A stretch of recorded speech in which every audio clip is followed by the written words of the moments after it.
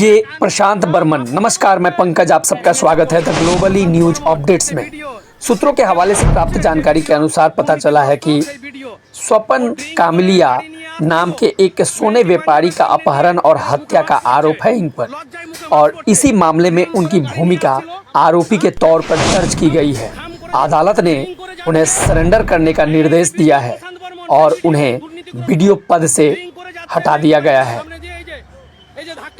स्थानीय पत्रकार की अगर माने तो ये ड्रिंक करके नशे में धुर्त हालात में ये गाड़ी चला रहे थे और गाड़ी से किसी को धक्का भी मारे हैं। वो प्रशासन को बुलाया गया है और इन्हें गाड़ी रोक करके इनको ये एहसास दिलाने की चेष्टा की जा रही है कि आप इस हालात में गाड़ी चला रहे हैं, यह गलत है। आइए इसी से जुड़ा हुआ देखें एक रिपोर्ट।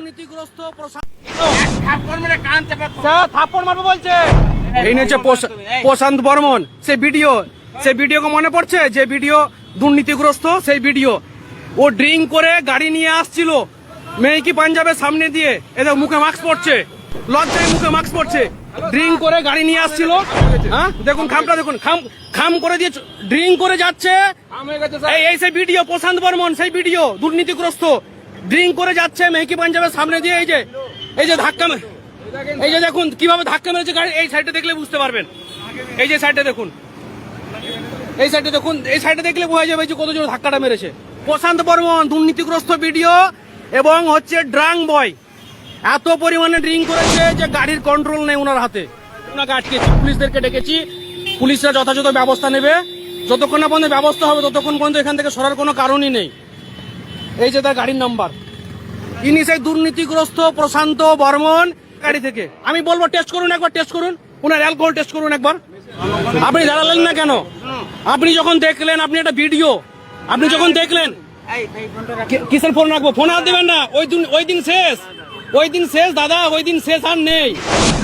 ওই দিন শেষ দাদা, ওই দিন নেই, দাদাগিরির দিন শেষ। অনেক করেছেন, অনেক করেছেন। করাপ্টেড। আমি আমাকে চেনেন? আমার নাম কি? আমার নাম কি? আর কি নাম আছে আমার? ড্রিঙ্ক করে এত ভুলভাল বকলে হবে না। কিভাবে ধাক্কা মেরে চলে যাচ্ছিলেন সেটা বলেন।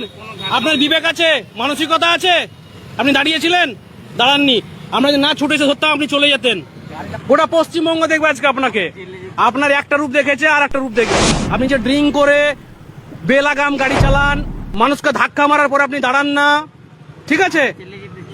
আপনি যাবেনই তো, আপনি তো জেলে যাওয়ার মতনই তো কাজ করেছেন। এটা অন্যায় নয়? আপনি বলুন তো, আপনি একজনকে ধাক্কা মারলেন, দাঁড়ালেন না, এটা অন্যায় নয়? ইনি প্রশান্ত বর্মন, চিনেন তো?